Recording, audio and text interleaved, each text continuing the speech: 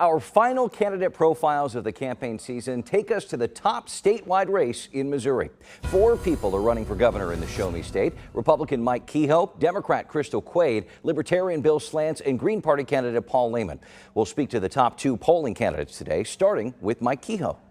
We believed in our cause, but more importantly, you believed in us. The Lieutenant Governor beat out 2 other Republicans for the nomination in August. He's originally from North St. Louis and started out as a car dealer, eventually running the state's Highway and Transportation Commission. He spent 7.5 years in the state Senate, became majority leader, and Governor Mike Parson appointed him as Lieutenant Governor in 2018. Voters elected him to the job 2 years later. Kehoe has pledged to curb crime in Missouri, but didn't really get into his plan the last time we spoke. That's where we start our conversation today. Before the primaries, we touched briefly on crime in Missouri, which is an issue in the state. And you said if elected, you had a crime plan that you wanted to implement on day one. What does that entail exactly? The crime plan is actually being developed. We were the only candidate in the race, and still obviously today, that was endorsed by all of the statewide law enforcement agencies. So Fraternal Order Police, State Troopers Association, chiefs, sheriffs, etc. They're working together to design the crime plan, working with not only active duty law enforcement, but some retired law enforcement folks, along with our state's attorney general, to make sure that we give law enforcement the tools they need that really take the bad guys off the street, or when they encounter an illegal alien or an undocumented alien, they have the tools they need to process that person as well. What I like about it, it's actually being designed by law enforcement and not a bunch of bureaucrats sitting around at the table. Sure, you're saying it's being developed, so is it not set in stone yet? What are some of the ideas then that are? Well, for instance, tougher penalties for folks who sell fentanyl in our state. Kansas actually has a model that we're looking at that would say if you sold fentanyl, you're going to be charged with attempted murder. If you sell fentanyl that unfortunately results in a fatality, you're going to be charged with murder. So some of those processes that we're looking at, also some things the Attorney General can do where prosecutors aren't doing their job. There's several different pieces to it, but it's coming together quite nicely. We know that there's an officer shortage, at least at KCPD, but I know that it's similar in departments across the state.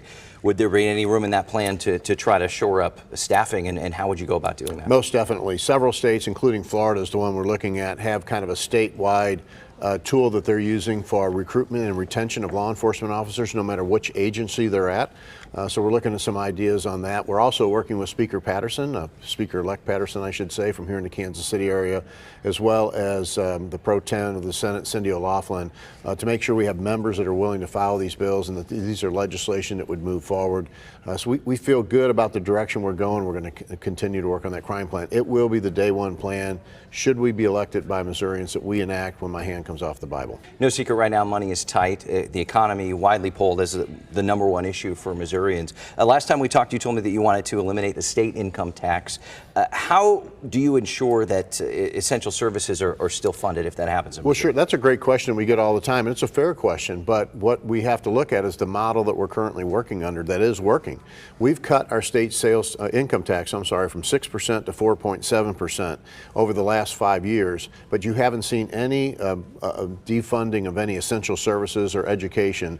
We've been able to use the additional revenues that putting money back in Missourians' pockets create in order to continue to grow our general revenue. So we'll do it responsibly. This won't be something that just happens with a light switch, but we'll give it a ramp where we have several triggers in place for general revenue growth before we see a tax cut. Again, I still believe that putting money back in Missourians' pockets is the best thing for our economy. We'll look and have a responsible plan to go forward with. Much of that surplus, or at least a big chunk of it, came from a federal pandemic aid as well. We've been through a crazy 4 years. That goes away now, so does that factor into the decision making? We got to remember our tax cuts are based on Missouri general revenue growth. So our GR growth has nothing to do. Yes, the feds have had multiple programs, especially since 2020, sure, that have inflated our budget. Those are either gone away or going to be gone away. So we know there's some challenging times in that piece of the budget, but just in the general revenue piece, that will be just the money that Missourians generate. Let's talk about abortion. Of course, there's the constitutional amendment on the ballot in November, reversing the state's ban. You are against this amendment very publicly. If it passes, whoever becomes governor would potentially affect the rollout of this, right? Because you pick the next director of Missouri Department of Health and Senior Services. This is an appointed position which regulates abortion clinics, did before the ban and right, would presumably again. What would be your direction to that person, to that appointee, if abortions are made legal again in Missouri? Well, obviously, when a governor, and should I be chosen, puts her hand on the Bible, you say you are going to follow, and I will follow the Missouri Constitution. But I also know that legislators in Missouri are elected by their constituents, and many of those legislators feel like the most important thing we can do is to protect innocent life. I feel like the most important thing we can do is protect innocent life. So we're going to look at what the constitutional guidelines are and try to also find a way to always promote innocent life.